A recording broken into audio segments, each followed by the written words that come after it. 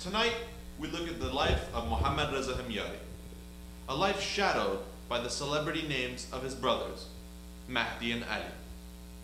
In many ways, Reza could be considered the third movie in a series, and we all know how horrible Spider-Man 3 was. One could consider Reza as the third turd, or, in a Jamaican accent, the turd.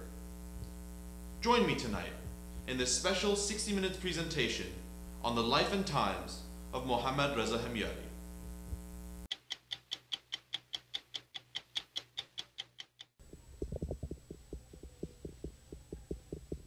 No one quite knows where Mohammad Reza Hemyari was born.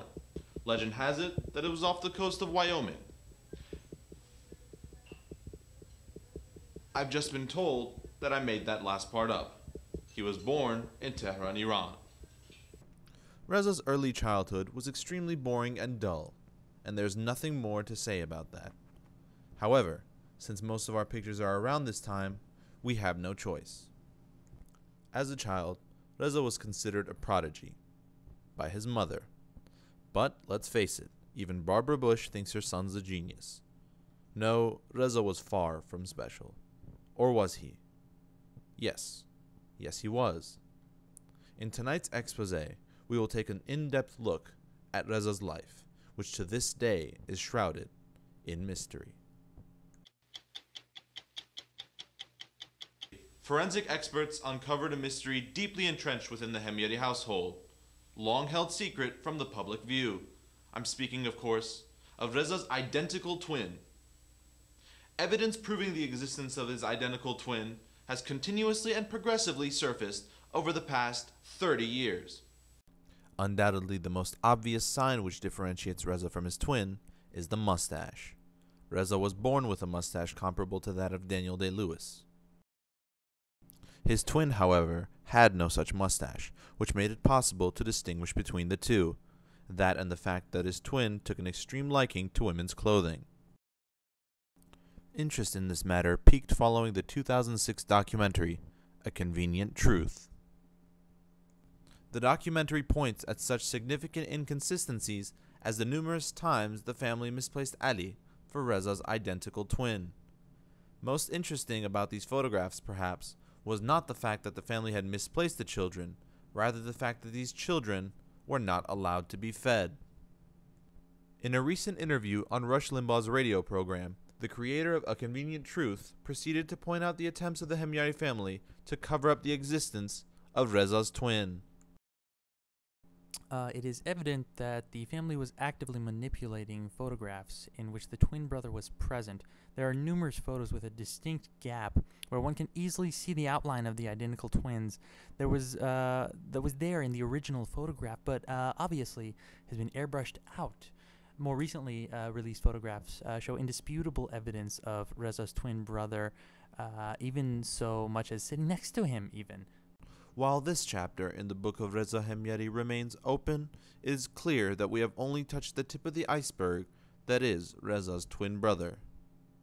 Although the definite whereabouts of Reza's twin are currently unknown, there have been numerous reports of sightings in the Australian outback. Here we see what can be best described as a seasonal mating dance. Whatever the case may be, there is little doubt that Reza has been profoundly affected by what differentiates him and his twin, the mustache.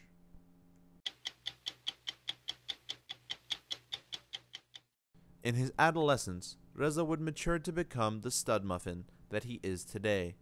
Sporting his dashing good looks and his wicked stash, Reza is his generation's Mahdi Hemyari. Reza quickly became an international superstar, his mustache a global icon. He used this newfound fame to launch careers in various forms of entertainment, including his first and most natural choice as a writer. In the fall of 2002, Reza published his first novel, Me, Myself, and Mustache. Despite high expectations and general critical acclaim, this move proved unsuccessful, except among police troopers and in the city of Chicago. Not having learned from this mistake, Reza followed up Me, Myself, and Mustache with Stashes for Dummies. He was often quoted for saying, "A man without a mustache is like a cup of tea without sugar." It was later discovered that he plagiarized that quote, from this man, Thaddeus von Whiskers III. Unwilling to accept the failure of his two works, Reza began vehemently advertising through any medium possible. 911 emergency. Hi, I was wondering if you'd be interested in growing a mustache, ma'am. Excuse me, sir? I think you'd be a good candidate for Stashes for Dummies. Sir, it's a felony to be placing a fake emergency no. call. I just need some money. Sir, I'll have to ask you to hang up if there's no emergency. Wait, fine. Okay, that was not smart. I think I've been shot. Reza was beginning his path on a downward spiral. Now deterred from writing, Reza began searching other areas of interest to find his niche. Over the span of the next 4 years, Reza consecutively auditioned for American Idol, to no avail. In a recent interview with Anderson Cooper, creator of Idol Simon Cowell vaguely pointed to these series of auditions. We get a lot of people in the auditions who are going to sing badly on purpose, and we never show them. We have inside information that Reza likely was consecutively bumped by this man. It's the eye of a tiger, it's the thrill of the fight, rising. Shortly after his obsession with Idol died down, Reza tried his hand at art. Clearly, success was not an option. Reza soon used what little of his fame was left to launch a political career. Despite wishing to represent New Hampshire, Reza took initiative against Ted Stevens, the senator of Alaska. Stevens' remark about the nature of the internet initially fueled Reza's campaign. And again, the internet is not something that you just dump something on. It's not a big truck. It's a series of tubes. And if you don't understand, those tubes can be filled. And if they're filled, when you put your message in, it gets in line. It's going to be delayed by anyone that puts into that tube enormous amounts of material. Reza's campaign was blunt, simple, and most of all, effective. The internet is a dump truck, his campaign slogan hailed. Despite what seemed to be the platform of a successful campaign, Reza conceded in a public debate that he too believed that the internet was a series of tubes, effectively ending his political career. Reza soon began to learn that all that glitters is not gold. Excessive failures in any field he attempted led him to the realization that he needed to change something, and fast. What course of action was left? He briefly considered putting on red overalls and becoming a plumber. However, this plan never came to fruition. Or did it? No, it did not. Instead, Reza met Sara, and the rest is history. But one great question still remains. What if Sara and Reza never met, and instead Reza pursued his plans in the realm of plumbing?